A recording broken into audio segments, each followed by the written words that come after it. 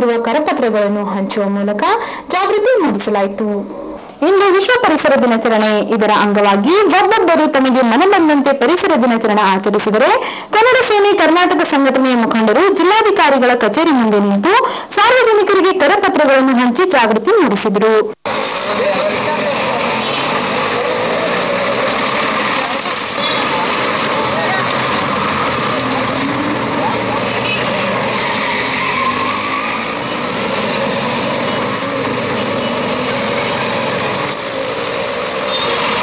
ಕನ್ನಡ ಸೇನೆ ಕರ್ನಾಟಕದ ತಾಲೂಕಾ ಅಧ್ಯಕ್ಷರಾದ ಸಂಗಮನಾಥ್ ಬಿ ಹಿರೇಗೌಡ್ ಅವರು ಮಾತನಾಡಿ, ವಿಶ್ವ ಪರಿಸರ ದಿನಾಚರಣೆಯ ಅಂಗವಾಗಿ ಕರಪತ್ರ ಹಂಚುವ ಮೂಲಕ ಜಾಗೃತಿ ಮೂಡಿಸಲಾಗುತ್ತಿದೆ ಎಂದು ತಿಳಿಸಿ, ಅನಾವಶ್ಯಕವಾದ ವಸ್ತುಗಳನ್ನು ಸುಡುವುದು ನಿಲ್ಲಿಸಬೇಕು, ಪ್ಲಾಸ್ಟಿಕ್ ಬಳಕೆ ಕಡಿಮೆ ಮಾಡಿ ಪ್ರತಿಯೊಬ್ಬರ ಮನೆಯ ಮುಂದೆ ಗಿಡಗಳನ್ನು ನೆಡಬೇಕು, ಅನಾವಶ್ಯಕವಾಗಿ ಗಿಡ ಮರಗಳನ್ನು ಕಡಿಯುವುದಿರಿ, ಹೀಗೆ ಹಲವಾರು ರೀತಿಯ ಅಂಶಗಳನ್ನು ಜನರಿಗೆ ತಿಳಿಯಪಡಿಸಲಾಗಿದೆ ಎಂದರು. ಅನಾವಶ್ಯಕವಾಗಿ ಗಿಡ ಮರಗಳನ್ನು ಯಾವುದೇ ಕಾರಣಕ್ಕೂ ಕಡಿಬಾರದು, ಮತ್ತೆ ಯಾರಾದರೂ ಕಡಿತಾ ಇದ್ರು ಅದನ್ನು ವಿರೋಧಿಸಬೇಕಂತ ಇಲ್ಲಿ ನಾಗರಿಕರು ನಾವು ಮನವಿ ಮಾಡ್ತಾ ಇದ್ದೀವಿ.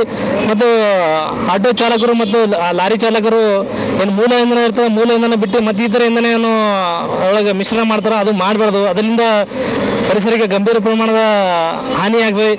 ಹೀಗೆ ಇನ್ನಿತರ ವಿಷಯಗಳ ಬಗ್ಗೆ ನಾವು ಇಲ್ಲಿ ನಾಗರಿಕರಿಗೆ ಈ ಕರಪತ್ರ ಹಂಚುವ ಮೂಲಕ ಈ ಜಾಗೃತಿ ಮೂಡಿಸುವಂಥ ಕೆಲಸ ಮಾಡ್ತಾ ಇದ್ದೀವಿ.